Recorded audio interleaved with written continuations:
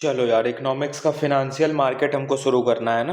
तो इस चैप्टर में ना बहुत डीप नहीं घुसना है। बहुत सारी चीज़ें पढ़नी है लेकिन बहुत डीप नहीं पढ़नी है। यूपीएससी इससे सवाल भी पूछता है, ट्रिकी सवाल भी पूछता है, लेकिन ऊपर ऊपर ही पूछता है।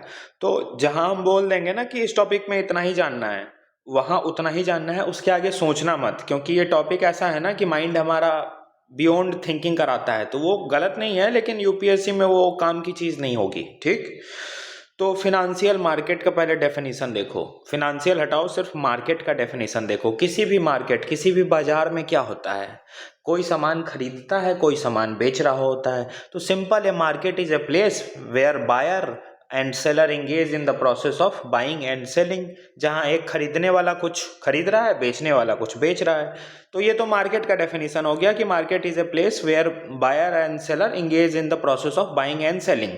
तो अब फिनेंशियल मार्केट क्या होगा? फिनेंशियल मार्केट एक ऐसा प्लेटफॉर्म होगा, एक ऐसा बाजार होगा जहां पे फिनेंशियल एसेट्स जैसे कि स्टॉक्स, बॉन्ड्स, करेंसीज, कमोडिटीज, ये सब ट्रेड होंगे। स्टॉक, बॉन्ड्स, ये सब। ठीक। ये हो गया बेसिक डेफिनेशन। जैसे सब्जी मार्केट होता है, फ्रूट्स मार्केट होता है, कपड़ों का मार्केट होता है, इलेक्ट्रॉनिक मार्केट्स होता है, उसी तरीके से फिनेंशियल मार्केट है। कोई कंफ्यूजन की बात नहीं है। अब फिनेंशियल मार्केट के मल्टीपल टाइप्स होते हैं। ठीक। अब इस मल्टीपल टाइप्स को पढ़ते हैं, टाइप्स ऑफ फिनेंशियल मार्केट। तो पहला types, on the basis of freshness. कौन सा मार्केट कितना नया है, न्यूनेस के आधार पे। जो मार्केट नया होगा उसको प्राइमरी मार्केट कहेंगे, जो थोड़ा सा पुराना होगा उसको सेकेंडरी मार्केट कहेंगे। तो कौन मार्केट कितना फ्रेश है, उस आधार पे पहला बेसिस पे हम डिवीजन किए हैं फिनेंशियल मार्केट को। ठीक। फिनेंशियल मार्केट को फर्स्ट क्राइटेरिया जिस पे हम डिवाइड कर रहे हैं वो है बेसिस ऑफ फ्रेशनेस। इसको हम न्यूनेस भी बोलते हैं कि कौन नया है। तो पहला होता है प्राइमरी मार्केट। इस प्राइमरी मार्केट में जो कंपनीज होंगी ना, वो न्यू स्टॉक्स और बॉन्ड्स रिलीज करेगी पब्लिक के लिए पहली बार। फर्स्ट टाइम ये स्टॉक्स एंड बॉन्ड्स रिलीज किए जाएंगे। ये स्टार मार्क है, ये ध्यान रखना। ठीक। यहाँ यूपीएससी पूछेगा कि प्राइमरी मार्केट में क्या होता है। तो प्राइमरी मार्केट जो होता है वो नया वाला मार्केट होता है, सबसे नया होता है। इसमें जो कंपनीज होती है, जो भी स्टॉक्स और बॉन्ड्स रिलीज कर रही है, वो पहली बार करेगी। मतलब उससे पहले वो बॉन्ड और वो स्टॉक एग्जिस्ट नहीं करता था। पहली बार जहां पे आएगा वो मार्केट कौन सा मार्केट होगा? Primary market. ठीक। और जो बॉन्ड्स और स्टॉक्स पहली बार इशू किए जाएंगे, ये स्टॉक्स और बॉन्ड्स पहली बार इशू किया है इस कंपनी ने, पहली बार ये एग्जिस्टेंस में आए हैं, इसलिए इसको हम प्राइमरी मार्केट में डाले हैं। तो जो भी बॉन्ड्स और स्टॉक्स पहली बार इशू हुए हैं उसको हम कहते हैं आईपीओ, इनिशियल पब्लिक ऑफरिंग। तो इनिशियल पब्लिक ऑफरिंग किसका पार्ट है? प्राइमरी मार्केट का पार्ट है। इनिशियल पब्लिक ऑफरिंग क्या होता है? वैसा बॉन्ड्स और स्टॉक्स जो पहली बार लॉन्च किया गया है। ठीक। उसी तरीके से होता है सेकेंडरी मार्केट। सेकेंडरी मार्केट में क्या होगा? Already purchased stocks and bonds are retraded. अब यहाँ पे जो लोग खरीद लिए हैं वही अपने स्टॉक्स और बॉन्ड्स को रीट्रेड करते रहते हैं, घुमाते रहते हैं। जैसे कि बॉम्बे स्टॉक एक्सचेंज, बीएसई हो गया, एनवाईएसई हो गया। ये इसका full form Bombay stock exchange है। एनवाईएसई का फुल फॉर्म क्या है मुझे याद नहीं है, जरूरी नहीं है याद रखना। बीएसई का बॉम्बे स्टॉक एक्सचेंज है। जो जो स्टॉक एक्सचेंज इंपॉर्टेंट है ना, वो हम आगे भी करा भी देंगे। तो प्राइमरी मार्केट समझ में आ गया, ये सबसे नया मार्केट होता है। नए नए जितने भी स्टॉक्स और बॉन्ड्स आते हैं इसी में रिलीज होते हैं। और जो भी नए स्टॉक बॉन्ड्स पहली बार रिलीज होते हैं उनको हम कहते हैं इनिशियल पब्लिक ऑफरिंग। अब एक बार यहाँ रिलीज हो गए, यहाँ से बिक गए, बिकने के बाद दोबारा ट्रेड हो रहे हैं, कोई इसको बेच रहा है, ये इससे खरीद रहा है। तो ये सब काम सेकेंडरी मार्केट में हो रहा है। समझ में आ गया on the basis of freshness कैसे फिनेंशियल मार्केट को दो भागों में बांटे हैं, प्राइमरी और सेकेंडरी। क्लियर। अब होता है on the basis of tenor. Tenor मतलब मार्केट है तो मार्केट का टेन्योर कितना होगा, कितने टाइम में स्टॉक्स और बॉन्ड्स मैच्योर होंगे। तो टेनर के आधार पे हम दो भागों में बांटे हैं। एक होता है, रुक यार, टेनर के आधार पे हम दो भागों में बांटे हैं। एक होता है मनी मार्केट, एक होता है कैपिटल मार्केट। पहले मनी मार्केट देखो। एक साल से कम समय में जो बॉन्ड्स और स्टॉक मैच्योर हो जाए उसका डीलिंग मनी मार्केट में होगा, और मनी मार्केट को आरबीआई रेगुलेट करता है। ठीक।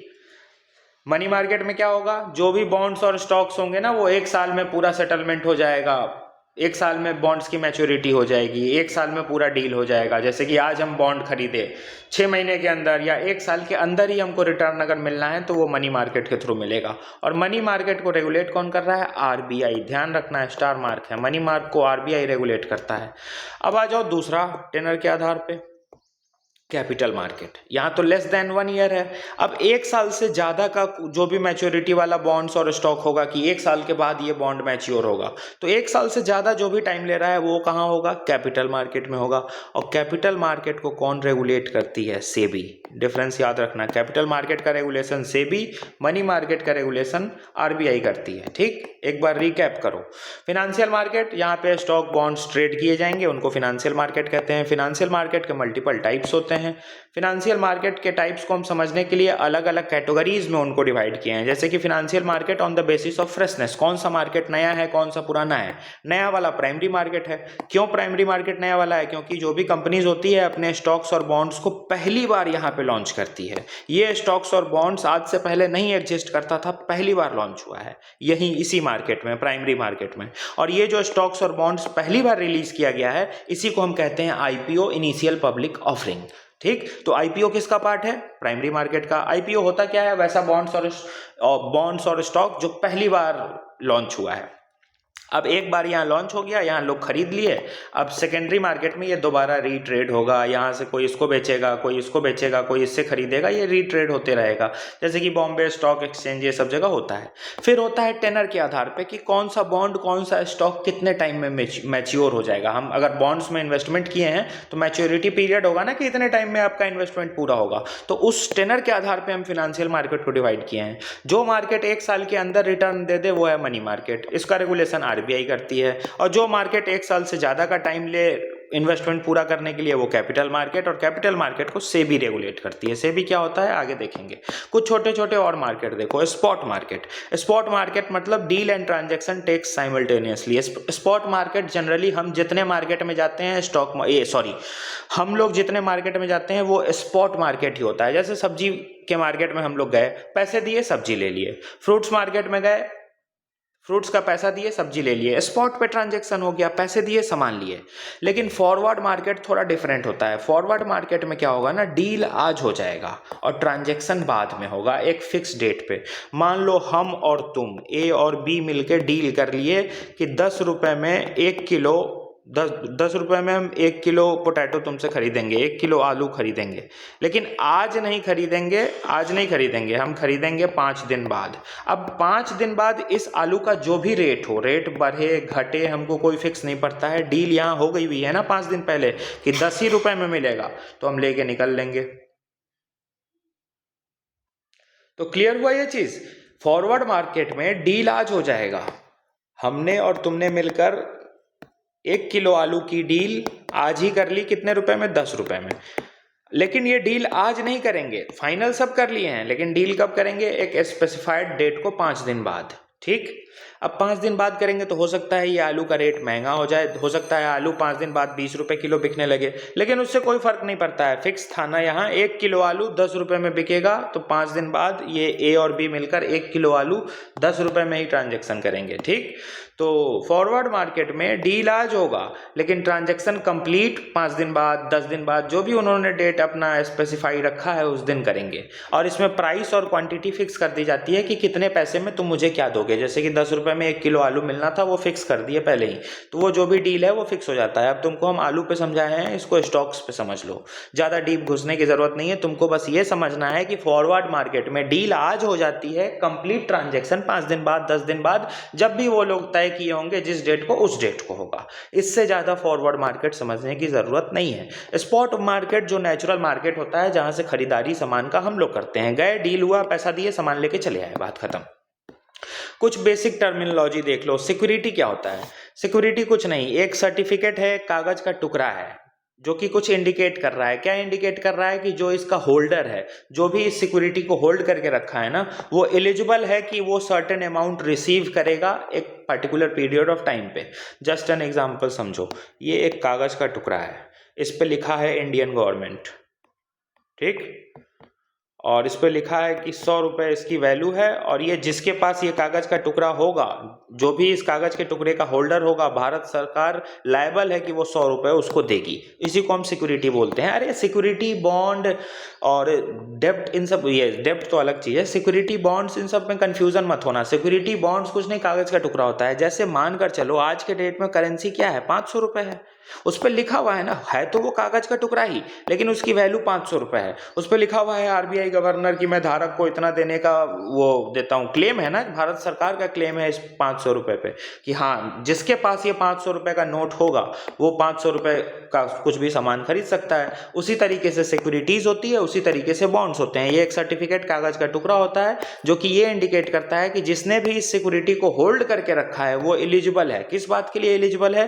कि वो कुछ सर्टेन अमाउंट रिसीव करेगा। अब कितना अमाउंट रिसीव करेगा? तो जितने अमाउंट की सिक्योरिटी होगी, जैसे नोट 500 का भी हो सकता है, 2000 का भी हो सकता है, 100 का भी हो सकता है, 200, 10, 50 किसी का भी नोट हो सकता है। तो किसी भी अमाउंट की सिक्योरिटी हो सकती है और एक पर्टिकुलर पीरियड ऑफ टाइम में उसको वो अमाउंट मिलेगा। ये सिक्योरिटी में होता है बस, ठीक। अब एक टर्म देखो, डेप्ट। डेप्ट मतलब उधार होता है, बोरोड मनी। जो पैसा हम उधार लेते हैं उसको हम डेप्ट बोलते हैं और इसको हम चुकाते हैं ब्याज के साथ, इंटरेस्ट के साथ। इसमें ज़्यादा रिस्क नहीं होता है, दिए ले लिए, फिक्स रिटर्न है कि इतना रिटर्न हमको मिलेगा ही। Can be traded. अब देखो डेप्ट को हम ट्रेड कर सकते हैं लेकिन नॉर्मल बैंक डेप्ट को ट्रेड नहीं कर सकते हैं, ध्यान से समझना। मान लो हमने उधार दिया था किसी को। हमने उधार कैसे दिया था? मेरे पास एक बॉन्ड था 100 रुपए का, 100 रुपए का एक कागज का टुकड़ा था, मतलब ये बॉन्ड हो गया, ठीक। जैसे तुमको हम अभी नोट का एग्जांपल बताए ना, उसी तरीके से बॉन्ड होते हैं। भारत सरकार की बैकिंग होती है कि ये 100 रुपए के बराबर है, ये कागज का टुकड़ा बॉन्ड हो गया, ठीक। अब मान लो ये कागज का टुकड़ा मेरे पास है, 100 रुपए नहीं है, 100 रुपए का बॉन्ड है। अब तुमने मुझसे पैसे मांगे कि यार 100 रुपए दे दो, मुझे ज़रूरत है। मैंने कहा मेरे पास 100 रुपए तो नहीं है, मेरा बॉन्ड ले लो। अब मेरा बॉन्ड हमने तुमको दे दिया, तुमने मेरे इस बॉन्ड को बेच दिया, कहीं कैश करा लिया और अब उस 100 रुपए को इस्तेमाल कर रहे हो। तो देखो था ये डेप्ट, हमसे किसी ने उधार लिया था, बदले में बॉन्ड दिया था, लेकिन हमने इसको घुमा घुमा कर ट्रेड कर दिया ना, ट्रेडेबल हो गया ना बॉन्ड। लेकिन अगर मान लो बैंक का लोन है, हमने बैंक से, एसबीआई से अगर 5000 रुपये का लोन लिया है, तो हम इस एसबीआई के 5000 के लोन को घुमा सकते हैं क्या कि मेरा ये एसबीआई का 5000 लोन तुम ले लो, तुम उसको बेच देना, वो फिर मेरा 5000 का लोन इंटरेस्ट के साथ एसबीआई को चुका देगा। कर सकते हैं क्या? ऐसा नहीं कर सकते हैं। तो डेप्ट जो होता है, जो उधार होता है, वो ट्रेडेबल तो होता है लेकिन सिर्फ बॉन्ड्स के केस में, सिक्योरिटीज के केस में, कि हम अपना उधार घुमा दे इधर उधर, किसी को दे दे, किसी को दे दो, किसी को दे दे, फाइनल मैच्योरिटी वो हो जाती है। लेकिन नॉर्मल बैंक से जो हम उधार लेते हैं वो ट्रेडेबल नहीं होता है। सपोज करो, सिंपल एग्जांपल से समझो ना, हम अपना बॉन्ड तो तुमको दे सकते हैं, तुम अपना बॉन्ड हमको दे सकते हो, लेकिन हम अपना लोन तुमको कैसे देंगे? वो तो मेरे नाम से, मेरे अकाउंट पे लोन कटा हुआ है, हम उसको ट्रेड नहीं कर सकते हैं ना। तो ये एक डिफरेंस ध्यान रखना। और डेप्ट में सबसे पहले प्रायोरिटी क्लेम मिलता है, मतलब कोई अगर उधार दिया है ना तो सबसे पहले उधार इनको चुकाना होता है। अब इस पॉइंट को डिटेल में तुमको हम समझाएंगे जब इक्विटी समझाएंगे। अब इक्विटी पे आ जाओ, तो डेप्ट में तो नॉर्मल पैसा उधार कोई लिया, इंटरेस्ट के साथ इसको मिल गया, लेकिन इक्विटी में हमको ओनरशिप मिलता है कंपनी का। तुमने सुना होगा ना कि इस कंपनी का मालिकाना हक हमने खरीद लिया, तो उसी को हम बोलते हैं स्टेक खरीद लिया, एक हिस्सा खरीद लिया। तो इक्विटी में हमको ओनरशिप मिलती है, ठीक। और इसमें जो रिटर्न होता है इंटरेस्ट के आधार पर नहीं मिलेगा कि 100 रुपये लोन लिए थे, ब्याज देकर 110 तुमको चुका दिए, इसमें इंटरेस्ट नहीं, इसमें डिविडेंड मिलता है हमको, ठीक। इक्विटी जब मैच्योर होती है तो डिविडेंड मिलता है। क्यों? क्योंकि इक्विटी में हमने कंपनी का शेयर खरीदा है, उसका मालिकाना हक खरीदा है, वहां पे हमारे पास ओनरशिप राइट आएगी क्योंकि हमने मालिकाना हक खरीदा है। लेकिन इसमें रिस्क भी ज़्यादा होता है। क्यों? क्योंकि कंपनी डूबेगी तो आपका पैसा भी डूबेगा, और जब डूबेगा तो सबसे पहले जो उधार वाले लोग हैं ना, प्रायोरिटी क्लेम में उधार इनको दिया जाएगा, क्योंकि आप तो कंपनी के मालिक में आ गए ना, आपका नुकसान सबसे लास्ट में कवर होगा, क्योंकि कंपनी के आप भी हिस्सेदार हो गए, आपके पास ओनरशिप राइट था। तो आपका जो नुकसान हो रहा है वो सबसे लास्ट में चुकाया जाएगा। पहले आपकी कंपनी में जो लोग इन्वेस्ट किए हैं, डेप्ट घुमाए हैं, उनका क्लेम पहले सेटल्ड होगा, ठीक। समझ में आया? तो इक्विटी में जो क्लेम सेटलमेंट होता है वो सबसे लास्ट में होता है। मतलब मान लो हमने एक कंपनी में 50,000 का एक मालिकाना हक, एक शेयर खरीद लिया, ठीक, और तुमने उस कंपनी में मात्र 10,000 का इन्वेस्टमेंट किया था, ठीक। तुमने बस नॉर्मल इन्वेस्टमेंट किया था, तो उनके लिए तुम्हारा ये 10,000 बोरोड मनी हो गया, वो तुमको ब्याज के साथ 10,000 में 1,000 इंटरेस्ट जोड़कर चुका देंगे, ठीक। अब मैंने एक हिस्सा खरीदा था तो हमको डिविडेंड मिलता आगे जाकर, ठीक है, फ्यूचर में मेरा रिटर्न ये होता, तुम्हारा रिटर्न ये था, क्योंकि तुमने बस 10,000 इन्वेस्टमेंट किया था, हमने तो मालिकाना हक खरीदा। अब मान लो ये कंपनी डूबेगी ना, तो उधार वालों को पैसा पहले दिया जाएगा, क्योंकि तुमने 10,000 रुपये हमें उधार दिया था ना, तो हम तुमको पहले 11,000 रुपये चुका देंगे। मेरा मालिकाना हक जो 50,000 का नुकसान हुआ वो बाद में सेटल होगा, क्योंकि हमने मालिकाना हक ले लिया, अब हम मालिक हो गए इस कंपनी के, हम खुद जिम्मेदार हैं जो मेरे लोगों का पैसा डूब रहा है। तो हम पहले उनको जो उधार दिए हैं हम लोगों को उनका पैसा चुकाएंगे, बाद में इक्विटी वालों का क्लेम सेटल होता है। ये डिफरेंस ध्यान रखना कि डेब्ट में क्लेम प्रायोरिटी पे होता है और इक्विटी में क्लेम सबसे लास्ट में होता है, क्योंकि इक्विटी में आपके पास ये मालिकाना हक, ओनरशिप राइट है, और डेब्ट में तो आप नॉर्मल पैसा उधार दिए हैं, आपका हक है ये, इसीलिए ये लोअर रिस्क होता है, ये हायर रिस्क होता है, ठीक। अब इंस्ट्रूमेंट्स ऑफ मनी मार्केट देख लो, मनी मार्केट में आता क्या क्या है। तो ये तो तुमको अभी हम ऊपर बेसिक टर्मिनोलॉजी बता रहे थे, सिक्योरिटी, बॉन्ड्स, डेब्ट का, इक्विटी का। अब बेसिक आ जाओ, फाइनेंशियल मार्केट को दो भागों में बांटे थे ना, यहाँ देखो, फाइनेंशियल मार्केट को दो भागों में बांटे थे, money market, capital market. Money market 1 साल से कम वाला है, तो पहले मनी मार्केट पढ़ लेते हैं कि मनी मार्केट में कौन कौन सामान बेचा खरीदा जा रहा है। तो मनी मार्केट में जो जो सामान बिकता है या खरीदा जाता है उसका लिस्ट देखो। हाँ, ये लिस्ट ही है, ये मनी मार्केट में ही बिकेगा। Instruments of money market, instruments मतलब मनी मार्केट में कौन कौन सी चीजें खरीदी बेची जा सकती है, बस मनी मार्केट मतलब 1 साल से कम के टेनर वाला। पहला इंस्ट्रूमेंट है ट्रेजरी बिल्स, इसी को हम टी बिल्स कहते हैं। मनी मार्केट को रेगुलेट कौन करता है, ऊपर ही बताया, आरबीआई करता है। तो ट्रेजरी बिल्स को भी कौन रेगुलेट करेगा, आरबीआई करेगा। इसको इशू कौन करती है, only central government. Treasury bills can be issued by only central government, state government भी इसको इशू नहीं कर सकता है, स्टेट नहीं कर सकता है, एक्सेप्शन ध्यान रखना, ठीक। फंसाएगा वो, स्टेट ट्रेजरी बिल्स को इशू नहीं कर सकता है, ओनली सेंट्रल गवर्नमेंट ये इशू कर सकती है। कितने दिन के लिए ये होता है, कितने दिन इसकी मैच्योरिटी पीरियड होती है, तो ये 91 दिन के लिए हो सकता है, 182 दिन के लिए हो सकता है, 364 दिन के लिए हो सकता है। 3 अलग अलग टाइप्स के इसके मैच्योरिटी पीरियड होते हैं। इसमें पी नोट इशू करती है आरबीआई। पी नोट मतलब प्रॉमिसरी नोट, प्रॉमिस करती है आरबीआई कि हम गवर्नमेंट के बिहाफ से आपको प्रॉमिस कर रहे हैं कि इस ट्रेजरी बिल का जो भी अमाउंट है, मान लो 100 रुपए, 1 लाख रुपए, ये भारत सरकार आपको चुकाएगी। हम पी नोट मतलब प्रॉमिसरी नोट हम देते हैं कि आप इस ट्रेजरी बिल्स को अगर खरीदे हैं तो भारत सरकार इतना पैसा आपको चुकाएगी, ये आरबीआई प्रॉमिस करता है, इसी को हम पी नोट कहते हैं, ठीक। और ये नेगोशिएबल इंस्ट्रूमेंट होता है, इसको हम फ्रीली ट्रांसफर कर सकते हैं। मान लो हम ट्रेजरी बिल्स खरीद कर लाए, ये ट्रेजरी बिल्स था 1,000 रुपए का, 1,000 रुपए का था, आरबीआई ने हमको पी नोट दे दिया कि भैया 1,000 रुपए आपको इतने तारीख को 91 दिन बाद या 182 दिन बाद या 364 दिन बाद, जो भी टाइप का मेरा ट्रेजरी बिल ये है 1,000 वाला, जिस भी मैच्योरिटी पीरियड के वाला है, उस बेसिस पे ये मैच्योर होके मिल जाएगा। आरबीआई ने हमको पी नोट दे दिया। अब हम आ गए इसको घर लेके, अब हम तुमसे लिए हुए हैं 1,000 रुपए उधार, तुमने मुझे फोन किया कि मेरा 1,000 रुपए चुकाओ। हम कहे मेरे पास पैसे वैसे नहीं है, मेरे पास 1,000 रुपए की ट्रेजरी बिल से ले जाओ, भारत सरकार तुमको 1,000 रुपए चुका देगी। तुम भी कहोगे कि हाँ यार, भारत सरकार जिम्मेदारी ले रही है, आरबीआई प्रॉमिसरी नोट दिया है तो ठीक है दे दो, कैश नहीं है तुम हमको ये अपना टी बिल्स दे दो, क्योंकि भारत सरकार देगी ही देगी, भारत सरकार थोड़ी ना डिफॉल्ट करेगी। तो मेरा वो 1,000 का ट्रेजरी बिल्स ले जाएगा, बाद में जाकर वो अपना कैश करा लेगा आरबीआई से, गवर्नमेंट से, वो अपना 1,000 उससे ले लेगा। इसीलिए कहा गया है कि ये निगोशिएबल इंस्ट्रूमेंट होता है, इसको हम इजिली ट्रांसफर कर सकते हैं। हम अपना ट्रेजरी बिल तुमको दे देंगे, तुम उसको कैश करा सकते हो मैच्योरिटी के बाद, ठीक। आरबीआई प्रॉमिसरी नोट देता है, ये बता दिया, और ये डिस्काउंटेड प्राइस पे इशू होता है। मतलब जस्ट एन एग्जांपल, ये तो मैच्योरिटी पीरियड है, मान लो ट्रेजरी बिल की अमाउंट ये 1,000 है, ठीक। अब हम ये 1,000 का ट्रेजरी बिल खरीद लिए, तो भारत सरकार क्या हमको 1,000 प्लस 100 रुपये जोड़ के इंटरेस्ट देगी? नहीं। मान लो ये 1,000 का ट्रेजरी बिल है ना, तो भारत सरकार कहेगी कि बेटा ऐसा है, इंटरेस्ट हम तुमको नहीं देंगे, ट्रेजरी बिल में कोई इंटरेस्ट नहीं मिलता है। ये नहीं कि तुम आज ट्रेजरी बिल्स खरीदो, 2 महीने बाद तुम ब्याज जोड़कर तुम्हारा वो बिल मैच्योर होगा। तो ट्रेजरी बिल्स में इंटरेस्ट नहीं, ब्याज नहीं होता है। तो फायदा कैसे होगा? तो सरकार कहती है ये 1,000 का ट्रेजरी बिल है, तुम इसको अभी 900 में खरीद लो। अब हम 900 में खरीद लिए, 1 महीने बाद हम तुमको 1,000 दे देंगे। ठीक। तो नॉर्मली लोन में हम क्या देखते हैं, मान लो 1,000 का लोन लिए तो ब्याज 100 रुपये जोड़कर 1 महीने बाद हम 1100 उसको चुका देते हैं। लेकिन यहाँ दुनिया उल्टा घूमता है, यहाँ इंटरेस्ट नहीं मिलती है। यहाँ भारत सरकार कहती है कि तुमको हम इंटरेस्ट नहीं देंगे, इंटरेस्ट के बदले तुमको हम डिस्काउंटेड प्राइस पे ये बिल ही इशू कर देते हैं। बिल का प्राइस 1,000 रुपये है, लेकिन तुम अभी 900 में ही खरीद लो, इसका वैल्यू 1,000 रुपये ही रहेगा। और जब ये मैच्योर हो जाएगा, जो भी टाइप का बिल है तीनों में से जिस भी मैच्योरिटी पे ये मैच्योर होगा उस दिन हमसे 1,000 रुपये ले लेना।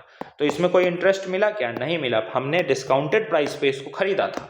ठीक। तो ट्रेजरी बिल्स जो होते हैं उनको हम डिस्काउंटेड प्राइस पे खरीदते हैं, इस पर सरकार कोई इंटरेस्ट नहीं देती है। ठीक है। और ये अनसिक्योर्ड है, इसमें कुछ गिरवी नहीं रखना होता है, कोई कोलैटरल नहीं रखना होता है। अब एक ट्रेजरी बिल्स का एग्जांपल ध्यान रखना, cash management bill. Cash management bill ये किसका एग्जांपल है? तो ये एग्जांपल है टी बिल्स का, ट्रेजरी बिल्स का। ठीक। और इसकी मैच्योरिटी पीरियड 91 दिन की होती है। तो कैश मैनेजमेंट बिल 91 दिन में मैच्योर होने वाला ट्रेजरी बिल है। ठीक।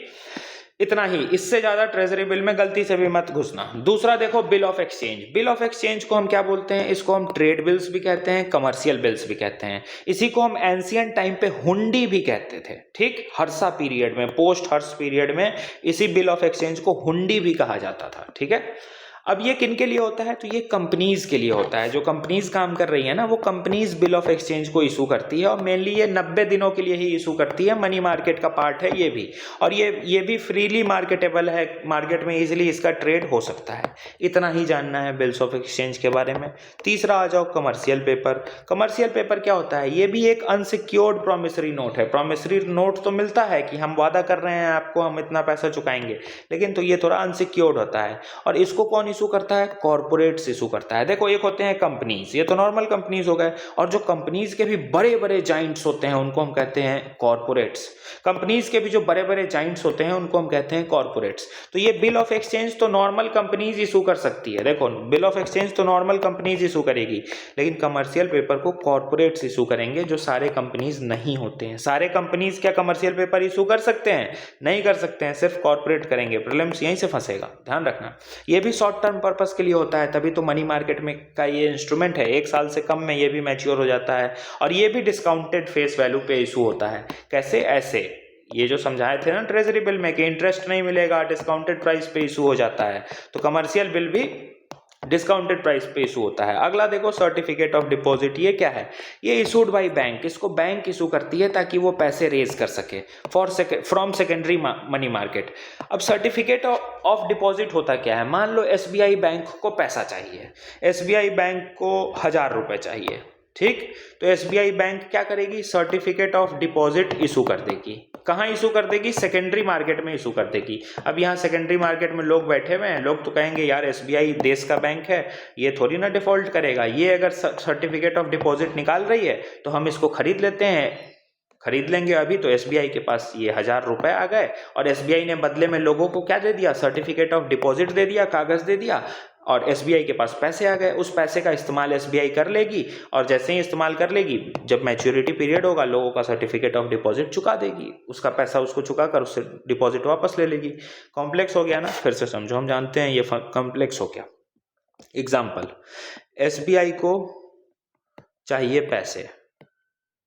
ठीक। इसको एसबीआई को चाहिए 10 रुपये। ठीक। तो एसबीआई क्या करेगी ना, 5 सर्टिफिकेट ऑफ डिपॉजिट कितना? 5 सर्टिफिकेट ऑफ डिपॉजिट 2-2 रुपए का इशू कर देगी। और यहाँ लोग सेकेंडरी मार्केट के लोग बैठे हुए हैं, प्राइमरी मार्केट सेकेंडरी मार्केट कराए हैं ना, तो सेकेंडरी मार्केट के लोग बैठे हुए हैं। अब सेकेंडरी मार्केट के 5 लोग आएंगे, ये 2-2 रुपए का ये सर्टिफिकेट ऑफ डिपॉजिट खरीद लेंगे। तो जैसे ही 5 सर्टिफिकेट ऑफ डिपॉजिट बिक गया, क्योंकि लोग तो कहेंगे ना कि एसबीआई देश का बैंक है, ये इसमें इन्वेस्टमेंट करना ठीक है, इजिली इन्वेस्टमेंट करेंगे लोग, तो पांचों एसबीआई का सर्टिफिकेट ऑफ डिपॉजिट बिक गया सेकेंडरी मार्केट में। तो एसबीआई ने इशू किए थे सर्टिफिकेट ऑफ डिपॉजिट, ये चला गया सेकेंडरी मार्केट में, लेकिन सेकेंडरी मार्केट से 10 रुपए भी तो आ गए एसबीआई के, 10 रुपए भी तो आ गए एसबीआई के पास। 2-2 रुपए में जो 5 सर्टिफिकेट ऑफ डिपॉजिट बेचा, अब इस एसबीआई SBI ने इस 10 रुपये का अपना इस्तेमाल किया, जो भी इसको करना था, 10 रुपये से अपना इन्वेस्टमेंट किया, जो भी पैसा बनाया, फिर लोगों का बाद में जाकर सर्टिफिकेट ऑफ डिपॉजिट लोगों से ले लेगी और उसका जो प्रॉफिट था 2-2 रुपये पे वो दे के सेटल कर लेगी। तो ये सर्टिफिकेट ऑफ डिपॉजिट कौन इशू करता है? बैंक्स इशू करता है, ताकि उनको पैसे रेज करने में दिक्कत ना हो। मतलब बैंक्स को अगर पैसे चाहिए तो वो सर्टिफिकेट ऑफ डिपॉजिट इशू करके पैसे उठा लेती है, सेकेंडरी मार्केट से उठाती है, ध्यान रखना सर्टिफिकेट ऑफ डिपॉजिट में। ये भी ट्रेडेबल होता है। जैसे कि मान लो वो 2 रुपये का हम सर्टिफिकेट ऑफ डिपॉजिट खरीद लिए SBI का, अब तुम हमसे आ गए 2 रुपये मांगने, मेरे पास 2 रुपये है नहीं, हम तुमको ये सर्टिफिकेट ऑफ डिपॉजिट दे दिए कि जाओ यार SBI तुमको 2 रुपये दे देगा, ले जाओ सर्टिफिकेट ऑफ डिपॉजिट। तुम भी भरोसेमंद, मतलब तुम भी समझ गए कि यार SBI का सर्टिफिकेट ऑफ डिपॉजिट है तो मिलेगा ही मिलेगा, तुम भी भरोसे के साथ लेके गए, 2 रुपये तुमको मिल गया। ये होता है सर्टिफिकेट ऑफ डिपॉजिट, ट्रेडेबल होता है। ट्रेडेबल मतलब हम ईजिली तुमको दे सकते हैं, तुम किसी और को दे सकते हो। कुछ और देख लो, कॉल मनी क्या होता है? कॉल मनी होता है borrowing for 1 day between financial intermediaries. Financial intermediaries कौन हो सकते हैं? एक बैंक दूसरे बैंक से बोरो करती है, एक फिनेंशियल ऑर्गेनाइजेशन दूसरे ऑर्गेनाइजेशन से बोरो करती है, उसी को हम फिनेंशियल इंटरमीडियरीज कहते हैं। मान लो एक दिन के लिए किसी एक बैंक को दूसरे बैंक से पैसा उधार लेना है, SBI को पैसा उधार लेना है पंजाब नेशनल बैंक से एक दिन के लिए, तो एक दिन के लिए ये जो पैसा उधार लेगी उस मनी को हम क्या बोलेंगे? कॉल मनी बोलेंगे। उसी तरीके से 2 से 14 दिन के लिए अगर उधार लेना होगा तो नोटिस मनी बोलेंगे, और 14 दिन से ज्यादा के लिए उधार लेना होगा तो उसको हम टर्म मनी बोलेंगे। क्लियर? लिबोर क्या है? लिबोर का फुल फॉर्म है London inter bank offered rate. ये क्या है? ये इंटरेस्ट रेट है, ये वो इंटरेस्ट रेट है जिस पे लंदन का जो बैंक है वो शॉर्ट टर्म लोन देता है। ठीक, तो लंदन का बैंक जो शॉर्ट टर्म लोन्स देता है ना, उस पे जो ब्याज दर लगाता है, जिस इंटरेस्ट रेट पे वो लंदन का बैंक लोन देगा, उसी को हम लिबोर बोलते हैं। ये एक बेंचमार्क का काम करता है ग्लोबल बैंक्स के लिए कि ग्लोबल बैंक अपना कॉल मनी और नोटिस मनी के लिए रेट क्या रखेंगे। ठीक, जैसे कि देखो, कॉल मनी, नोटिस मनी, इसमें उधार दिया, मान लो SBI को पैसे उधार चाहिए PNB से, तो पंजाब नेशनल बैंक भलाई करने थोड़ी बैठा है कि इसको फ्री में दे देगा। पंजाब नेशनल बैंक कहेगा भैया इंटरेस्ट लेंगे तुमसे, तो ये इंटरेस्ट तय किस बेसिस पे होता है? तो लिबोर के ही बेसिस पे होता है। लिबोर क्या है? लंदन बैंक इंटरेस्ट रेट है, एवरेज इंटरेस्ट रेट है जिसपे शॉर्ट टर्म लोन दिया जाता है, और पूरी दुनिया की बैंक इसी London inter bank offered rate LIBOR का इस्तेमाल करती है, ताकि कॉल मनी और नोटिस मनी में कितना रेट ऑफ इंटरेस्ट पे पैसा दे दिया जाए बैंक्स को, वो तय करने के लिए। तो वो किससे तय होता है? लिबोर से तय होता है। ठीक, उसी तरीके से हमारा MIBOR है, Mumbai inter bank offered rate. तो ये क्या है? ये इंडिया का, मुंबई का इंटरेस्ट रेट एवरेज वाला है। तो इंडिया किस रेट पे कॉल मनी और नोटिस मनी में पैसा देगा? तो इस वाले पे देगा, Mumbai inter bank offered rate है। ये पूरा इसी के तरीके से, लेकिन ये मुंबई वाला इंडिया के लिए है। ठीक, अब देखो CBLO क्या है? CBLO है कोलेटरलाइज्ड बोरोइंग एंड लीडिंग ऑब्लिगेशन। इसमें क्या होता है? इसमें ध्यान से समझना। देखो, कोलेटरलाइज्ड बोरोइंग एंड लेंडिंग ऑब्लिगेशन, इसको पहले बात ऑपरेट कौन कर रहा है? तो इसको ऑपरेट CCIL और RBI करती है। CCIL का full form clearing corporation of India. तो CBLO collateralised borrowing and lending obligation, इसको ऑपरेट कौन कर रहा है? तो CCIL कर रही है, RBI कर रही है। इसका काम क्या है? तो ये हेल्प करता है फिनेंशियल इंटरमीडियरीज को, अलग अलग जो फिनेंशियल इंटरमीडियरीज है ना, बैंक्स हो गए या कोई भी हो गए, उनको ये हेल्प करता है। किस चीज़ में हेल्प करता है? ताकि उनको शॉर्ट टर्म लोन मिले। तो ये CBLO क्या है? CBLO कुछ नहीं, एक इंस्ट्रूमेंट है लोन लेने के लिए। मैनेज इसको कौन कर रहा है? CCIL और RBI मैनेज कर रहा है। CBLO का इस्तेमाल करके जो फिनेंशियल इंटरमीडियरीज बैंक्स हैं, ये सब क्या करते हैं? शॉर्ट टर्म पैसा उठाते हैं CBLO का इस्तेमाल करके। तो शॉर्ट टर्म पैसा उठाने के लिए बैंक इसका इस्तेमाल करता है। अब अगेन, कैसे इस्तेमाल करता है, कहाँ इस्तेमाल करता है, नहीं जानना है तुमको, इतना ही जानना था CBLO के बारे में। अब क्यूरोसिटी में डीप एनालिसिस मत करने लगना कि CBLO में कैसे फिनेंशियल इंटरमीडियरीज, कैसे SBI CBLO में पैसा उठाता है, तुम्हारे काम का नहीं है। बस इतना जानो कि CBLO collateralised borrowing and lending obligation, CCIL इसको क्लियरिंग कॉर्पोरेशन ऑफ इंडिया और RBI मैनेज कर रहा है। क्यों मैनेज कर रहा है? ताकि जो फिनेंशियल इंटरमीडियरीज हैं, जैसे अलग अलग बैंक्स हो गए, उनको शॉर्ट टर्म लोन्स दिलवाया जा सके। तो CBLO क्या है? लोन दिलवाने वाला एक इंस्ट्रूमेंट है। ठीक, फिर देखो कूपन बॉन्ड, ये सब मनी मार्केट का पार्ट है, सब मनी मार्केट पढ़ रहे हैं, 1 साल से अंदर वाला। ठीक, देखो यहाँ भी short term loan, short term मतलब 1 साल से अंदर के लोन वाला, 1 साल के अंदर वाला कहानी देख रहे हैं। और मनी मार्केट में हम बोले हैं ना कि 1 साल के अंदर वाला पूरा काम होगा। तो कूपन बॉन्ड क्या होता है? कूपन बॉन्ड ये डिस्काउंटेड प्राइस पे इशू नहीं होता है। हम तुमको पहले बताए ना कि ट्रेजरी बिल्स हो गए या अलग अलग जो बॉन्ड्स हो गए वो कैसे इशू होते हैं। मान लो 1,000 रुपए का था तो सरकार कहेगी तुमको हम 1100 नहीं देंगे मैच्योर होने पे, तुम अभी 900 में खरीद लो, बदले में हमसे 1000 ले लेना। 100 रुपए का फायदा तुमको यहाँ भी हो रहा था, 100 रुपए का फायदा तुम यहाँ ले लो। तो डिस्काउंटेड प्राइस पे सरकार इशू करती थी उसको। लेकिन कूपन बॉन्ड अलग तरीके से इशू होता है। कूपन बॉन्ड इंटरेस्ट देता है बॉन्ड होल्डर्स को। जैसे कि मान लो एग्जांपल, एक बॉन्ड है, ठीक, उस बॉन्ड का वैल्यू है 100 रुपए और उसके मैच्योरिटी का टाइम है 1 साल या 4 साल, मान कर चलो ना 4 साल ही है। तो कूपन बॉन्ड में इंटरेस्ट हर एक साल मिलेगा। पहले साल 5% मिलेगा, दूसरे साल 5% मिलेगा, तीसरे साल 5% मिलेगा, चौथे साल 5% मिलेगा और लास्ट में चौथे साल 100 रुपए साथ में मिल जाएगा। ठीक, ये डिस्काउंटेड प्राइस पे इशू नहीं होता है। मान लो कूपन बॉन्ड 100 रुपए का है, ठीक, 100 रुपए का है, हम इस 100 रुपए का कूपन बॉन्ड खरीद लिए तो हमको कितना रुपए देके खरीदना होगा? पूरा 100 रुपए देकर खरीदना होगा। अब 4 साल के लिए हमने इस बॉन्ड को खरीदा है तो 4 साल लगातार हर साल हमको 5-5% या 10-10% जो भी इंटरेस्ट तय होगा वो मिलेगा होल्डर को। जो भी बॉन्ड होल्डर होगा ना उसको ऐसे 5%, 5%, 5%, 5% हर साल मिलेगा, जितने साल तक का उस बॉन्ड की मैच्योरिटी होगी। और लास्ट में जितना इन्वेस्टमेंट अमाउंट 100 रुपए था और उस साल का इंटरेस्ट आपको एक साथ मिल जाएगा। तो ये डिस्काउंटेड प्राइस पे इशू नहीं होता है, समझना इस बात को। ठीक, समझ में आया? कूपन बॉन्ड में क्या हो रहा है, 100 रुपए का बॉन्ड था, हम 100 ही रुपए में खरीदेंगे, लेकिन मान लो 100 रुपए में हम खरीद लिए 4 साल के लिए। तो अब जिससे खरीदे हैं ना उसके बीच और मेरे बीच एक इंटरेस्ट रेट तय होगा, वो उस इंटरेस्ट रेट को हमको हर साल वो इंटरेस्ट रेट वो हमको देगा। 4 साल का था तो मान लो 10% इंटरेस्ट रेट मेरे और उसके बीच तय हुआ है, तो वो हर साल हमको 10% देते जाएगा और लास्ट में चौथा साल मैच्योरिटी पीरियड के साथ 10% भी देगा और जो मेरा प्रिंसिपल अमाउंट 100 रुपए था वो भी देगा। हम उसको उसका कूपन बॉन्ड लौटा देंगे। बस इतनी ही कहानी थी। इसमें डिस्काउंटेड प्राइस पे इशू नहीं होता है। ठीक, 100 रुपए तुमसे लेगा, लास्ट में तुमको 100 रुपए देगा, बीच में तुम्हारा जो इंटरेस्ट मिला यही तुम्हारा फायदा है। ठीक, अब देखो जीरो कूपन बॉन्ड क्या होता है। ये ट्रेजरी बिल्स की जैसा होता है, ये डिस्काउंटेड प्राइस पे इशू होता है और इसमें कोई इंटरेस्ट बीच में नहीं दिया जाता है। जैसे 95 रुपए पे इशू हो जाएगा, 4 साल बाद तुमको 100 रुपए मिल जाएगा। 100 रुपए का मान लो जीरो कूपन बॉन्ड है, ठीक, तो आज मान लो हम 95 रुपए में खरीद लिए या 90 रुपए में खरीद लिए और जब मैच्योर होगा 4 साल बाद तो हमको पूरी इसका 100 रुपए मिल गया। तो ये डिस्काउंटेड प्राइस पे इशू होता है, जीरो कूपन बॉन्ड, ध्यान रखना। हमारा मनी मार्केट यहाँ पे खत्म। अब हमको करना है कैपिटल मार्केट। ऊपर ही बताए थे कैपिटल मार्केट को कौन रेगुलेट करता है? सेबी।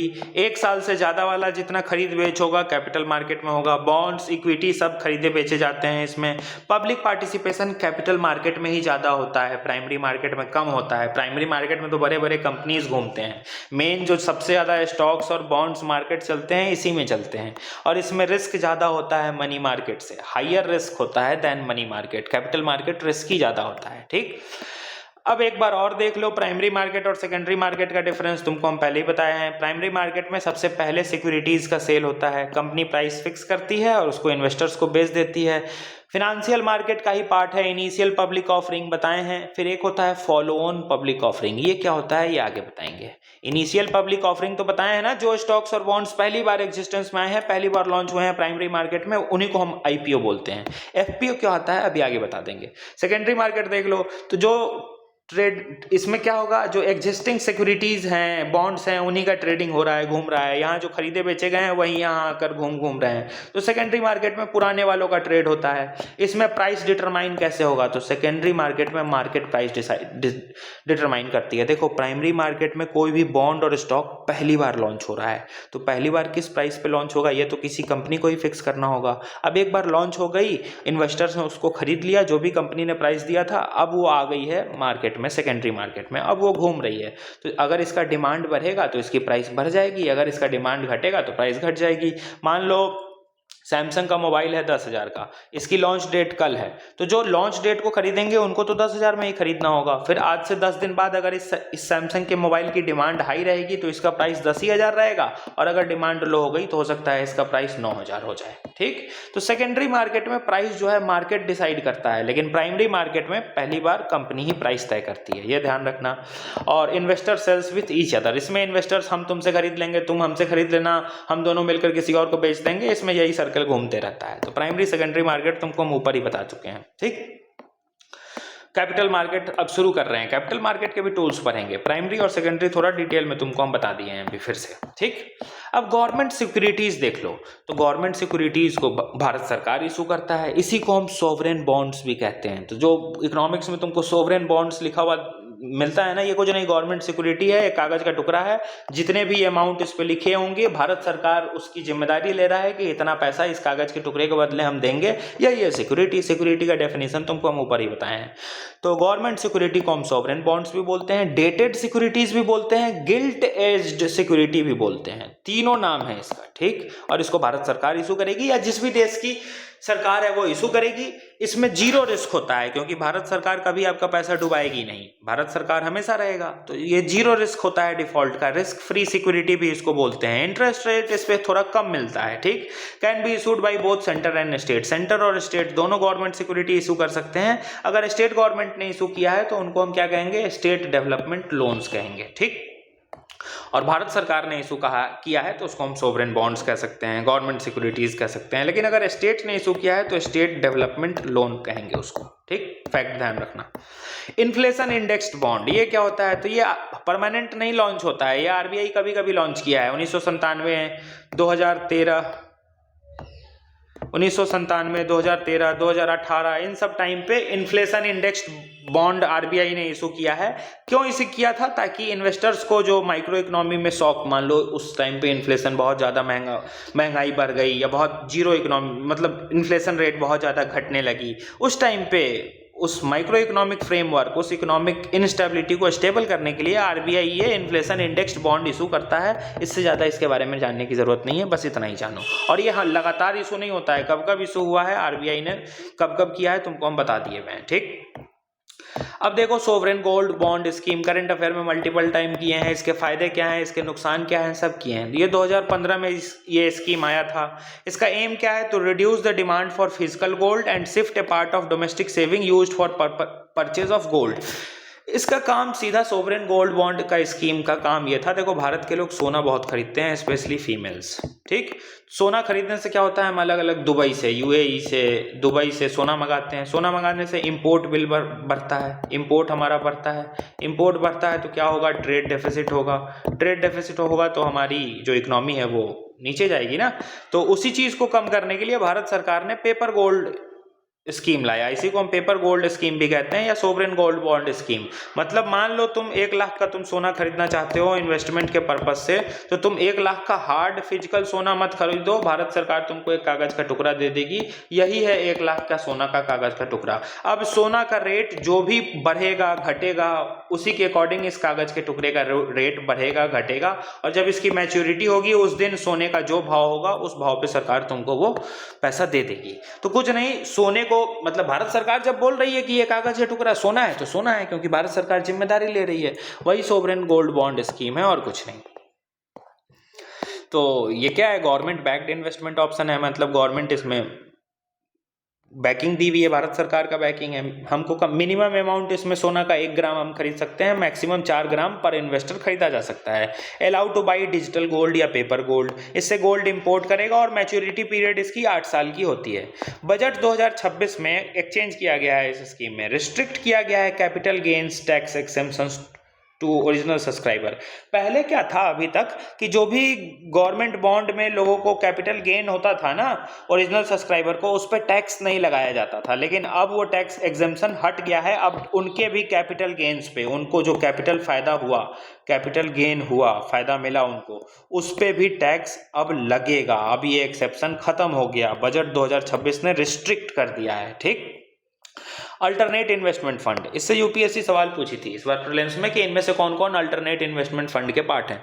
तो अल्टरनेट इन्वेस्टमेंट फंड क्या होते हैं, ये प्राइवेटली पूल्ड इंस्ट्रूमेंट होते हैं जो कि कैपिटल कलेक्ट करते हैं अलग अलग सोफिस्टिकेटेड इन्वेस्टर्स से और अलग अलग एसेट्स में इन्वेस्ट करते हैं, जैसे प्राइवेट इक्विटी हो गया, वेंचर कैपिटल हो गया, रियल एस्टेट हो गया, हेज फंड हो गया, ये सब हो गया।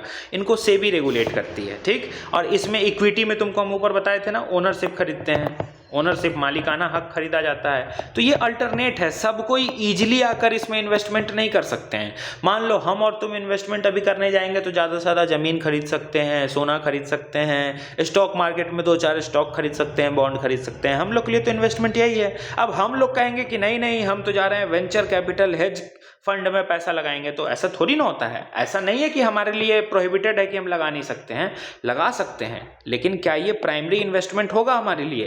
प्राइमरी इन्वेस्टमेंट में हम एक ही बार हेज फंड में पैसा नहीं लगा देंगे ना। घर में पापा को बोलना, पापा वेंचर कैपिटल में इन्वेस्टमेंट कीजिए, हेज फंड में इन्वेस्टमेंट कीजिए, बहुत अच्छा रहेगा। पापा कहेंगे ये क्या बात कर रहे हो। मेजोरिटी ऑफ इंडियंस को इनके बारे में भी आइडिया ही नहीं है। रियल एस्टेट्स तो चलो घर वाला अब आइडिया हो गया है। प्राइवेट इक्विटी, इक्विटी मतलब वही ओनरशिप राइट, प्राइवेट कंपनी में मालिकाना हक। जल्दी कोई खरीदता है, इन्वेस्टमेंट करने जाता है, नहीं जाता है। तो क्या ये प्राइमरी इन्वेस्टमेंट फंड हुए? नहीं हुए, ये अल्टरनेट इन्वेस्टमेंट फंड हुए, ठीक।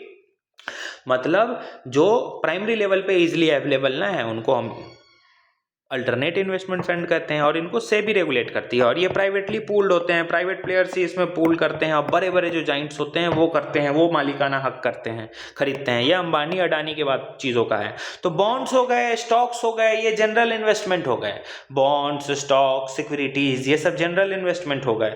लेकिन जहाँ इक्विटी खरीदी जाएगी, वेंचर कैपिटल, रियल एस्टेट्स में घर बिक रहे हैं, खरीद रहे हैं, हेज फंड, ये सब अल्टरनेट इन्वेस्टमेंट फंड है, ठीक।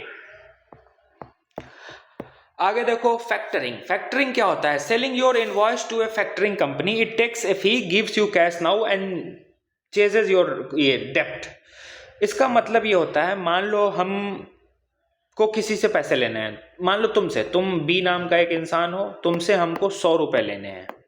कितने लेने हैं? 100 रुपए। मेरे पास एक इनवॉइस बिल है कि बी से हमको 100 रुपए मिलने हैं। तो फैक्टरिंग एक ऐसी कंपनी को कहा जाता है, फैक्टरिंग एक कंपनी है। अब हम जाएंगे, अपना ये 100 रुपए का इनवॉइस इस फैक्टरिंग कंपनी को दे देंगे। ये हमसे 10 रुपए फी लेगा, 10 रुपए हमसे मान लो फी लिया।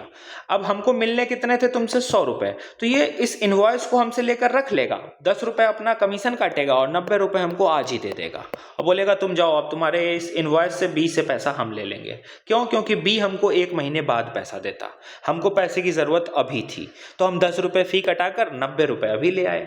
और बी तुम हमको 100 रुपए बाद में देते, तो अब तुम हमको पैसे नहीं दोगे, ये जो फैक्टरिंग कंपनी है ना, ये फैक्टरिंग कंपनी तुमसे पैसा उठा लेगा।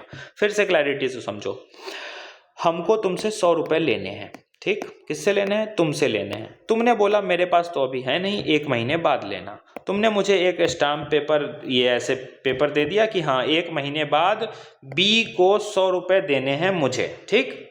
लेकिन मुझे पैसे की ज़रूरत है आज।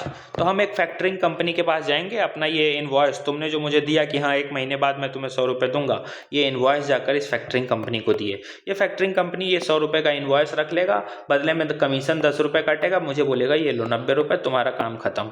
अब 100 रुपये तुमको इससे लेने थे ना, अब 100 रुपये तुम हमको नहीं दोगे, अब 100 रुपये ये फैक्टरिंग कंपनी को दोगे, क्योंकि फैक्टरिंग कंपनी ने मुझे मेरा पैसा दे दिया, 10 रुपये उसने फी काटे थे, ठीक। और ये कैसे होता है? ट्रेड्स के through. Trade receivables discounting system budget में तुमको हम कराए हैं। ट्रेड्स तुमको हम इस बार के बजट में कराए हैं। ये इलेक्ट्रॉनिक प्लेटफॉर्म है जो फैसिलिटेट करती है, क्या फैसिलिटेट करती है? Discounting, financing of trade.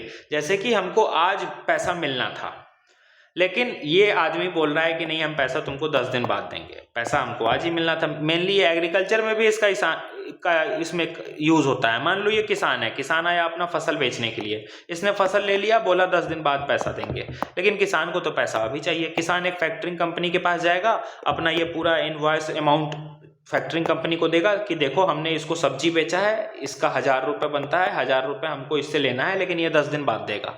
Factoring company किसान को कहेगा कि ठीक है तुम 900 अभी हमसे ले लो, 1000 रुपये हम इस सब्जी खरीदने वाले से वसूल लेंगे, तुम जाओ। किसान भी खुश कि भैया 10 दिन इंतजार करना पड़ता है, इससे बदले में 900 लो, निकल लो। ये होती है ट्रेड्स का काम, ठीक। सेलर, बायर और फाइनेंसरीज तीनों पार्टिसिपेट करते हैं इस ट्रेड्स में। MSME, गवर्नमेंट, PSU सब इसमें पार्टिसिपेट करके काम करते हैं। तुमको हम ये बजट में भी समझा चुके हैं कैसे काम करता है, यहाँ भी समझा दिए। ऑर्डिनरी शेयर्स ये क्या होते हैं? अब ये सब हम कैपिटल मार्केट का बात कर रहे हैं, ठीक। ऑर्डिनरी शेयर्स क्या होता है? इसमें ओनरशिप राइट मिलती है और ये नॉर्मल कॉमन शेयर्स की तरह होता है। इसमें राइट टू वोट भी मिलता है। इसमें हम डिविडेंड्स रिसीव हमको हो भी सकता है, नहीं भी हो सकता है। और right of last claim during liquidation, अगर मान लो कंपनी गिर जाएगी तो सबसे लास्ट में क्लेम हमको सेटल होगा, क्योंकि हमने शेयर खरीदा है, मालिकाना हक खरीदा है, ऊपर ही तुमको हम बताए थे इक्विटी में। और प्रेफरेंशियल शेयर क्या होता है? इसमें गारंटीड डिविडेंड हमको मिलेगा ही मिलेगा। यहाँ देखो, यहाँ डिविडेंड मिल भी सकता था मे और यहाँ डिविडेंड हमको मिल भी सकता था मे और मे नॉट ऑर्डिनरी में, लेकिन प्रेफरेंशियल शेयर में डिविडेंड हमको मिलेगा ही मिलेगा। और इसमें वोटिंग राइट हमको नहीं मिलता है और इसमें प्रायोरिटी मिलती है। ऑर्डिनरी शेयर से पहले इनको पैसा दिया जाता है। अगर कंपनी डूब गई है ना तो पहले प्रेफरेंशियल शेयर वालों का पैसा रिटर्न किया जाएगा, बाद में ऑर्डिनरी शेयर वालों का रिटर्न किया जाएगा, सीधा सा मतलब। अगला देखो, स्वीट इक्विटी। स्वीट मतलब क्या होता है? पसीना। स्वीट इक्विटी मतलब ये एक ऐसा शेयर है जो रिवॉर्ड के फॉर्म में मिलता है। मान लो हम रिलायंस के कंपनी में काम कर रहे हैं, हम खूब मेहनत करते हैं रिलायंस के कंपनी को आगे बढ़ाने के लिए, दिन रात पसीना बहा रहे हैं। अंबानी जी देखे कि अरे यार इस लड़के का पसीना बहुत बहता है, इस पसीने की कीमत इसको मिलने चाहिए।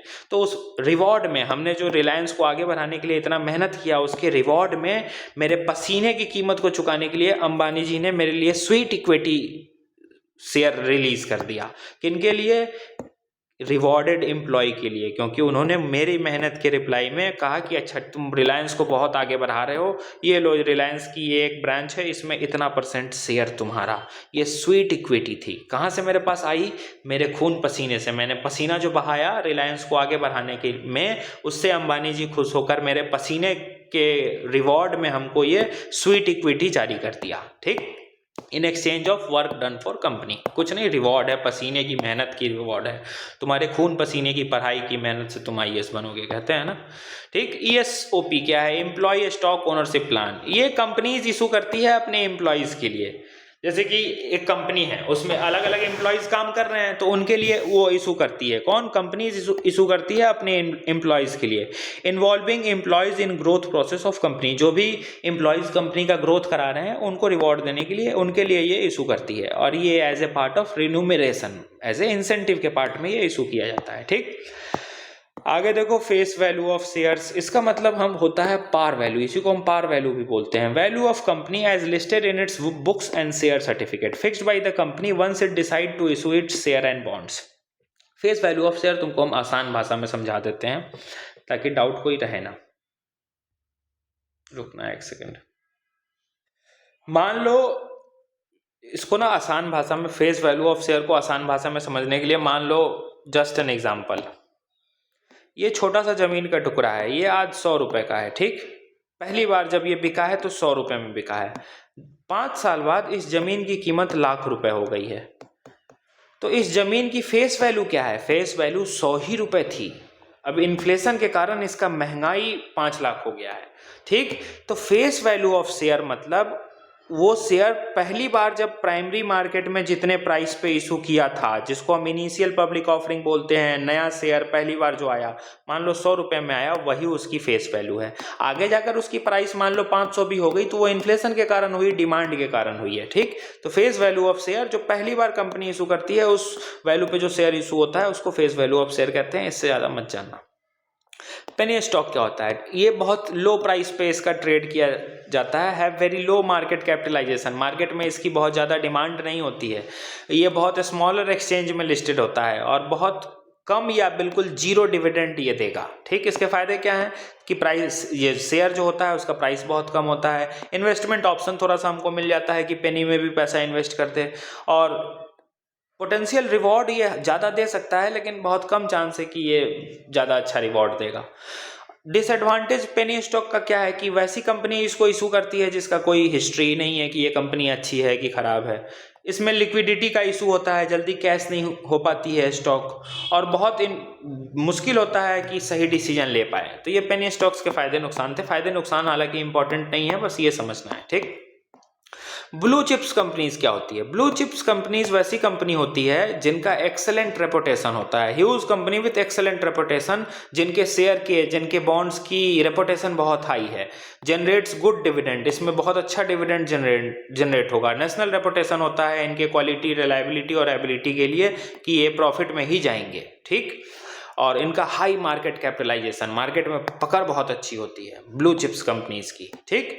शेयर प्लेजिंग, शेयर प्लेजिंग क्या होता है? प्रमोटर होता है एक कंपनी का जो कि प्लेज करता है अपने शेयर को कोलेटरल के साथ और बोरोवर्स को एक बैंक से दूसरे बैंक या नॉन बैंकिंग फाइनेंशियल कॉर्पोरेशन में घुमाता है पैसे को। ध्यान से समझना शेयर प्लेजिंग को हम क्या बोलते हैं। मान लो हम एक कंपनी के प्रमोटर हैं, ठीक है, और मेरे पास उस कंपनी का मान लो कोई शेयर है, तो हम उस शेयर को प्लेज करके उस शेयर के हवाले कोलैटरल रख देंगे, इस शेयर को कोलैटरल रख देंगे और बदले में अलग अलग बैंक्स और नॉन बैंकिंग फाइनेंशियल कंपनी से, कॉरपोरेशन से लोन उठा लेंगे। इसी को शेयर प्लेजिंग बोलते हैं कि हमने अपने शेयर को कोलैटरल रखकर पैसा उठा लिया। बैंक में जाएंगे, बैंक में जाकर हम एसबीआई को कहेंगे कि 1 लाख रुपए लोन चाहिए। एसबीआई का बैंक मैनेजर कहेगा 1 लाख रुपए तुमको किस बेसिस पे दे, क्या गिरवी रखोगे? हम कहेंगे मेरे पास रिलायंस का स्टॉक है। इसी को कहते हैं शेयर प्लेजिंग, ठीक। कि हमने एक कंपनी के प्रमोटर थे, हम रिलायंस कंपनी को आगे बढ़ाने वाले प्रमोटर थे, मेरे पास रिलायंस का शेयर था, हमने उस शेयर को एज ए कोलैटरल रखकर लोन ले लिया, ठीक।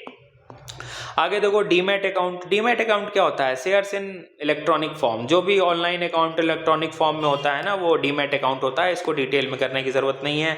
ISIN क्या होता है? तो ये इंटरनेशनल सिक्योरिटी आइडेंटिफिकेशन नंबर होता है, जिससे अलग अलग सिक्योरिटीज को हम आइडेंटिफाई कर लेते हैं कि ये सिक्योरिटी को किसने इशू किया, कहाँ से इशू हुआ, ये सब।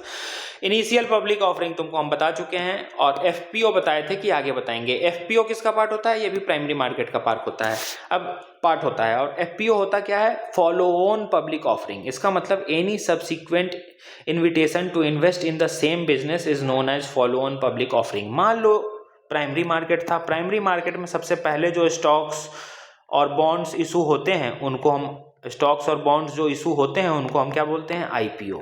मान लो ये 10 इशू हुए थे, 8 बिक गए, 2 रहे हुए हैं, तो दोबारा ये कंपनी इनविटेशन दे रही है या फिर दोबारा 10 और बॉन्ड रिलीज कर रही है और सेम इसी बॉन्ड के बदले 10 और सेम इसी के जैसा बॉन्ड रिलीज कर रही है और दोबारा इनविटेशन भेज रही है कि कुछ लोग और आकर अगर खरीदना चाहें तो खरीद ले। तो एक बार इशू करने के बाद दोबारा अगर सेम बॉन्ड को इशू कर रही है कोई प्राइमरी मार्केट में कंपनी, तो दोबारा वो बॉन्ड इशू हो गया, प्राइमरी मार्केट में ही हुआ, तो FPO कहलाएगा। मान लो जस्ट एन एग्जांपल फिर से देखो, प्राइमरी मार्केट में तुमको हम बताए कि कोई भी बॉन्ड्स सिक्योरिटीज पहली बार इशू होगा, हो गया इशू, अब ये खूब बिका, डिमांड इसकी खूब हाई गई, तो ये प्राइमरी मार्केट वाला जो कंपनी था ये सोचा कि अरे यार इसकी डिमांड तो खूब है, एक काम करो 10 ठो और ऐसा ही बॉन्ड और स्टॉक निकाल दो, 10 और निकाल दिया। तो ये पहले वाला तो इनिशियल पब्लिक ऑफरिंग था, लेकिन इसके डिमांड को देखकर दोबारा जो 10 इसने निकाला ये FPO है कि दोबारा इन्विटेशन दे रहे हैं, फॉलो ऑन पब्लिक ऑफरिंग, ठीक। कहते हैं ना टेस्ट में फॉलो ऑन खिला दिए, मतलब एक बार बैटिंग किए दोबारा आकर फॉलो ऑन खेल लो, तो फॉलो ऑन भी प्राइमरी मार्केट का ही पार्ट है, ध्यान रखना। राइट्स इशू ये क्या होता है? ये सब पार्ट होते हैं फिनांस, ये फॉलो ऑन पब्लिक ऑफरिंग के। ये invitation to existing share holders to purchase additional new shares in the company. अब इसमें हम इनविटेशन देते हैं जो एग्जिस्टिंग शेयर होल्डर्स हैं उनको कि आप आइए दोबारा इस कंपनी में शेयर खरीदिए, बस। प्राइवेट प्लेसमेंट क्या होता है? फॉर क्वालिफाइड इंस्टीट्यूशनल बायर्स के लिए ये होता है, रिटेलर इन्वेस्टर्स के लिए नहीं होता है। इंश्योरेंस कंपनीज होते हैं, म्यूचुअल फंड्स होते हैं और इनमें कॉन्फिडेंस भी ज़्यादा होता है। मेनली जो कंपनीज हो गए, म्यूचुअल फंड हो गए ना, वही ये सब होते हैं। एंकर इन्वेस्टर्स क्या होता है? क्वालिफाइड इंस्टीट्यूशनल बायर होते हैं ये, QIB होते हैं, that buy a large chunk of share a day before IPO opens.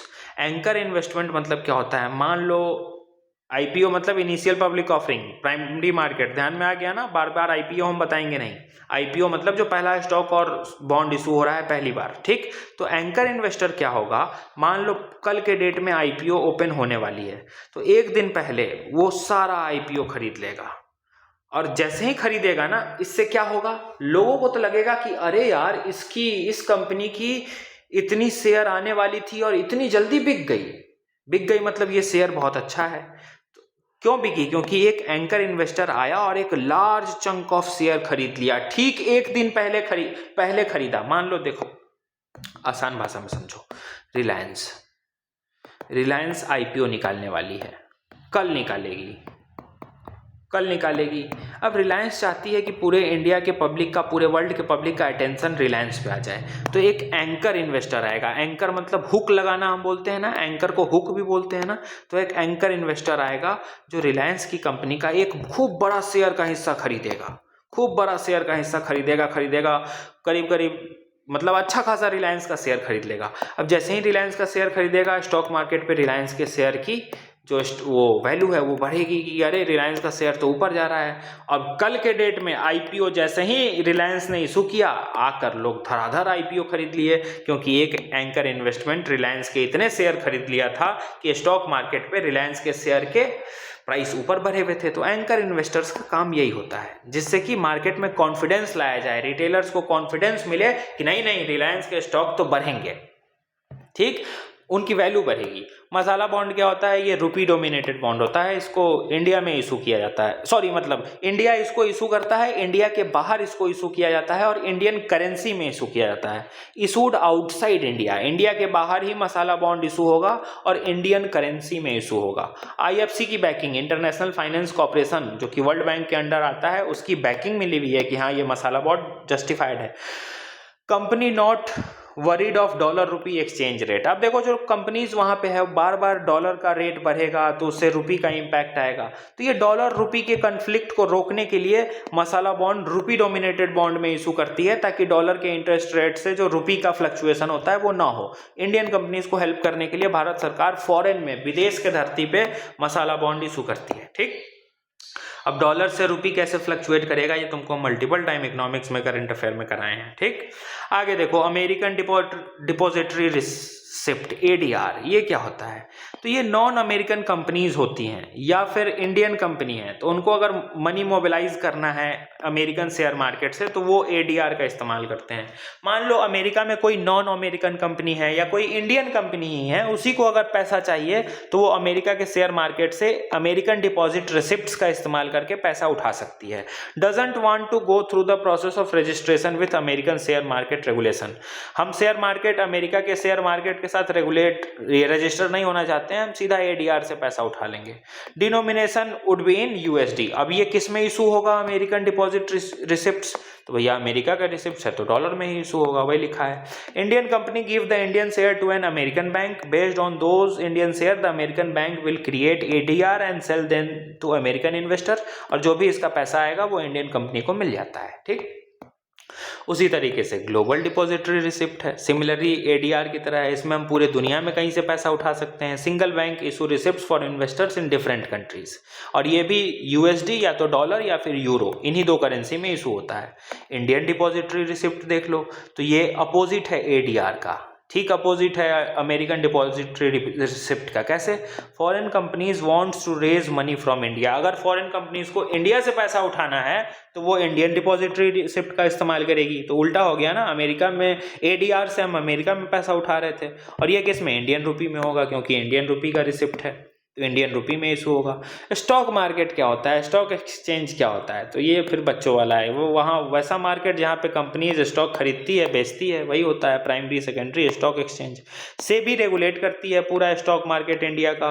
World oldest stock exchange आम्स्टरडम, ये नीदरलैंड का है, आम्स्टरडम का नीदरलैंड में है ये। फिर एशिया का सबसे ओल्डेस्ट स्टॉक एक्सचेंज कौन सा है? बॉम्बे स्टॉक एक्सचेंज 1875 में एस्टेब्लिश हुआ था। ये तो फैक्ट पूछेगा नहीं प्रीलिम्स में, ध्यान रखना। लेकिन बॉम्बे स्टॉक एक्सचेंज, बीएसई, बहुत डिटेल जानने की जरूरत नहीं है, बस जान लो थोड़ा थोड़ा कि प्रीमियम इंडियन स्टॉक मार्केट का ये स्टॉक एक्सचेंज है। और यहाँ पे सेंसेक्स बेंचमार्क सेट किया जाता है, 30 कंपनीज इसके इंडेक्स में कंसीडर्ड हैं, इससे ज़्यादा इसके बारे में मत पढ़ना। नेशनल स्टॉक एक्सचेंज, जैसे कि निफ्टी 50 का बेंचमार्क हो गया, 50 कंपनीज इसमें आते हैं और इसका हेडक्वार्टर दिल्ली में है, ठीक।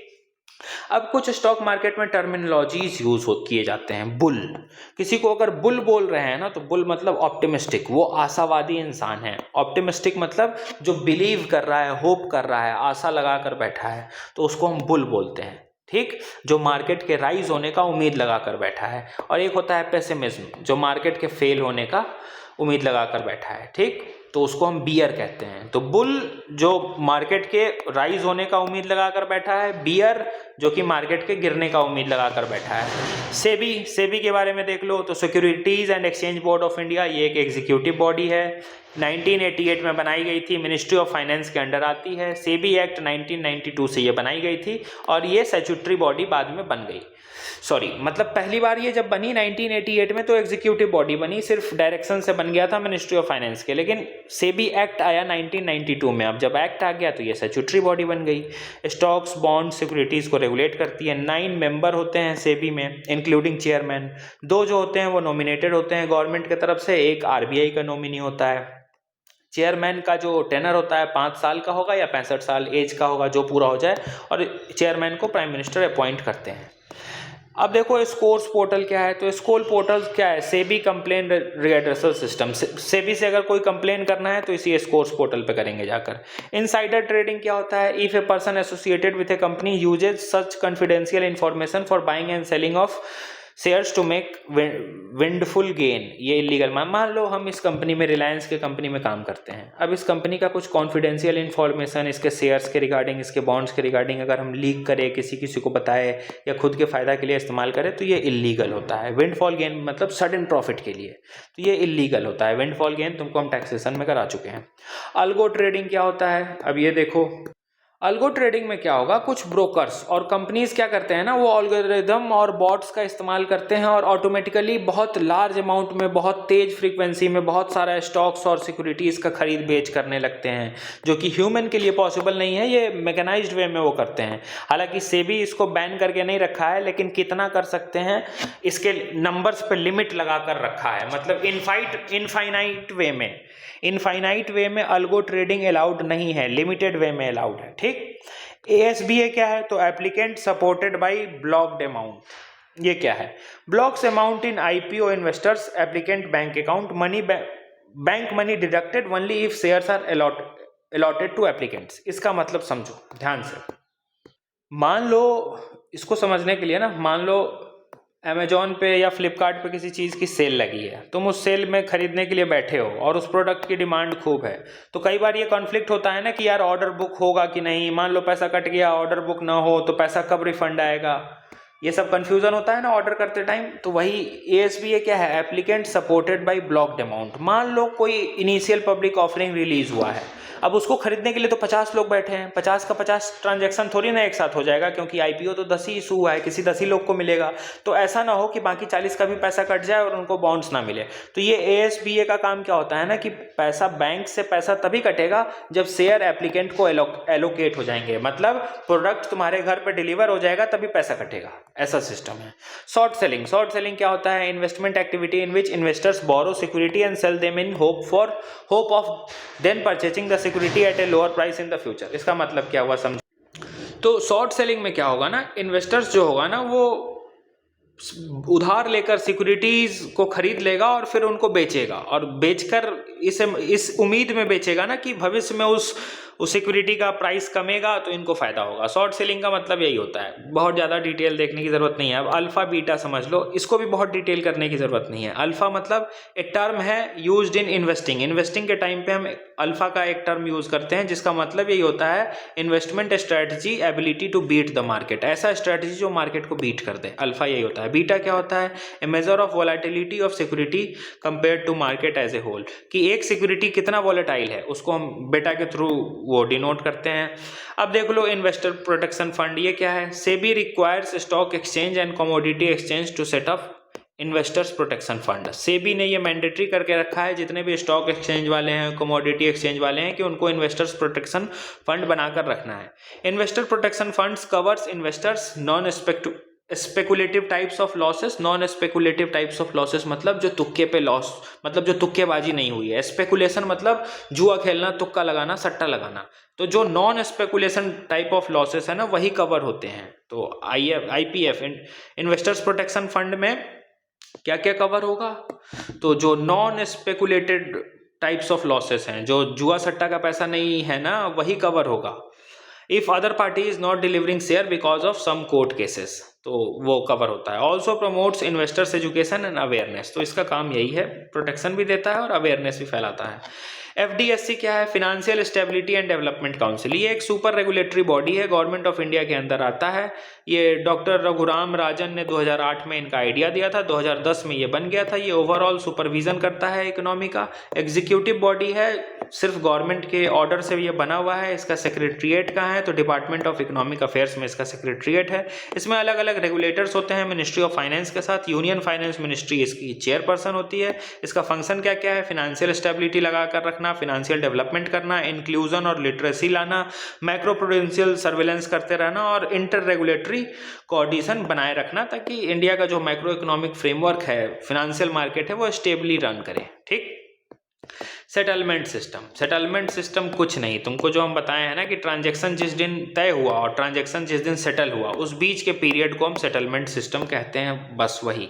ऊपर तुमको हम कराए थे ना एक फॉरवर्ड मार्केट की, आज ट्रांजैक्शन 10 रुपये किलो आलू का तय हुए हैं, लेकिन 5 दिन बाद एक्सचेंज होगा। तो ये 5 दिन का जो पीरियड है ना, यही सेटलमेंट पीरियड है। ठीक। Stock exchange, social stock exchange, देखो ये क्या है? Social stock exchange as a platform for listing social enterprises, voluntary and welfare organisation so that they can raise capital. तो ये नॉर्मल सोशल एंटरप्राइजेज, वॉलेंट्री या welfare organisation के लिए एक प्लेटफॉर्म है, ताकि वो भी अपना कैपिटल रेज कर सके सोशल सेक्टर में। 2019-20 का बजट अगर हम देखें तो सोशल एंटरप्राइजेज को हम कैसे डिफाइन कर सकते हैं? As a non loss non dividend paying companies created and design to address a social problem. Social problem को एड्रेस करने के लिए अगर फंड क्रिएट करना है तो वो इसके थ्रू होता है। Propose to be setup under SEBI, SEBI के अंडर ये सेटअप होने के लिए इसको प्रपोजल मिला था। सिंगापुर, यूके, कनाडा, ये भी सोशल स्टॉक एक्सचेंज सेटअप करके रखे हैं। सोशल स्टॉक एक्सचेंज में क्या करेंगे हम? ध्यान रखना, design to address a social problem, society का प्रॉब्लम, एजुकेशन, हेल्थ, वाटर, ऐसा कुछ प्रॉब्लम।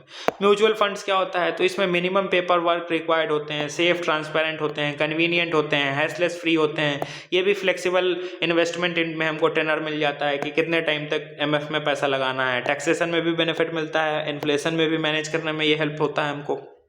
और SIP, systematic investment plan, insures power of compounding. ये जो कंपाउंडिंग सिखाते हैं ना कि SIP में पैसे डालो, इतने गुना ऐसे होगा, डिटेलिंग करने की ज़रूरत नहीं है। वो जब स्टॉक मार्केट में जिसको इन्वेस्टमेंट करना है वो ये सीखता है। UPSC बस तुमसे टर्मिनोलॉजी पूछेगा कि SIP कहाँ जारी होता है, तो म्यूचुअल फंड में। Registered with SEBI, mutual fund किससे रजिस्टर्ड है? सेबी के साथ। प्रोफेशनल मैनेजमेंट होता है, डाइवर्सिटी होता है, कन्वीनियंट होता है, फुल डिस्क्लोजर इसमें मिलता है कि कौन सा स्टॉक खरीद रहे हैं, कौन सा फंड में हम कितना पैसा लगा रहे हैं। वैरायटी और लिक्विडिटी बहुत ज़्यादा इसमें रहता है। गवर्नमेंट के रेगुलेशंस बहुत स्ट्रिक्ट हैं। और net asset value linked with mutual fund, जो हमारा नेट एसेट वैल्यू होगा उसको हम म्यूचुअल फंड के साथ लिंक करते हैं। साइड पॉकेटिंग रूल क्या है? Framework that allowed mutual fund to segregate the bad asset in a separate portfolio with their डेब्ट स्कीम। तो जो भी उनके बैड एसेट होते हैं उनको अलग कर देते हैं, इसी को साइड पॉकेटिंग बोलते हैं। इसको भी सेबी लेकर आया था। अब आगे देखो, रियल एस्टेट इन्वेस्टमेंट ट्रस्ट, ये क्या है? इसको हम शॉर्ट में रिट्स भी बोलते हैं। Money invested only in real estate, तो इसके थ्रू हम सिर्फ रियल एस्टेट में पैसा इन्वेस्ट करते हैं। फिर इंफ्रास्ट्रक्चर डेवलपमेंट फंड, तो इसको सिर्फ इंफ्रास्ट्रक्चर में लगाएंगे। एक होता है participatory note. P note confuse मत होना, P नोट 2 जगह आ गए हैं ना, एक पार्टिसिपेटरी नोट है, एक प्रोमिसरी नोट है, ट्रेजरी बिल्स में जो कराए थे ऊपर। तो प्रोमिसरी नोट तो RBI जारी करता है। P नोट क्या है? Participatory note. मान लो यहाँ इंडिया के स्टॉक मार्केट में एक US का आदमी इन्वेस्ट करना चाहता है, तो उसके लिए इस US के आदमी को इंडिया के स्टॉक मार्केट में सेबी के साथ रजिस्टर्ड करना होगा, बहुत तामझाम करना होगा, तब ये आदमी इन्वेस्ट कर पाएगा। इसको बहुत दिक्कत है, तो इस दिक्कत को रजिस्ट्रेशन ये नहीं चाहता है इंडिया के स्टॉक मार्केट में रजिस्ट्रेशन करना, तो इसके इस दिक्कत को दूर करने के लिए P नोट जारी होता है, पार्टिसिपेटरी नोट। मतलब इसके तरफ से इंडिया में कोई बैठा इंसान जो कि इंडिया के स्टॉक मार्केट में रजिस्टर्ड है, वो इसका इन्वेस्टमेंट कर देगा। मान लो इस इंसान को $10 इन्वेस्ट करना था, लेकिन ये इंडिया के स्टॉक मार्केट में खुद को रजिस्टर करना नहीं चाहता है। हम हैं इंडियन, हम इंडिया के स्टॉक मार्केट में रजिस्टर्ड भी हैं। अब ये जो इंसान है ये मेरा दोस्त है, इसने मुझे फ़ोन किया कि भाई हम तुमको P नोट जारी करके दे रहे हैं, मेरे तरफ से ज़रा इंडिया के स्टॉक मार्केट में इतना $10 इन्वेस्ट कर दो। हम उसके तरफ से पार्टिसिपेटरी नोट का यूज़ करके उसके तरफ से $10 ये इन्वेस्ट कर देंगे इंडिया के मार्केट में। ठीक, तो ये ऑफशोर डेरिवेटिव इंस्ट्रूमेंट है, मतलब हम ऑफशोर देश के बाहर इससे इन्वेस्टमेंट करते हैं। कैसे? Foreigners can invest in Indian market without registration and documentation, also called foreign portfolio investment. इसको ये issued by foreign institutional investors, current affair में कराए हैं। इसी को हम FPI भी बोलते हैं, इकोनॉमिक्स करंट अफेयर सब में करा चुके हैं तुमको, पार्टिसिपेटरी नोट्स। और इसमें एनोनिमिटी बहुत होती है, बहुत हाईली वोलेटाइल होता है, बहुत रिस्की होता है। पार्टिसिपेटरी नोट मतलब हम इंडिया के स्टॉक मार्केट में रजिस्टर्ड नहीं होना चाहते हैं, मेरे तरफ से कोई एक ऐसा इंसान मेरा इन्वेस्टमेंट कर देगा जो ऑलरेडी इंडिया के स्टॉक मार्केट में रजिस्टर्ड है। हम अपना एक पार्टिसिपेटरी नोट उसको जारी कर देंगे, उस पार्टिसिपेटरी नोट को वो मेरी तरफ से इंडिया में इशू कर देगा। ठीक, ये इससे क्या होता है, तो ये हमको रजिस्ट्रेशन और डॉक्यूमेंटेशन नहीं करना होगा। ठीक।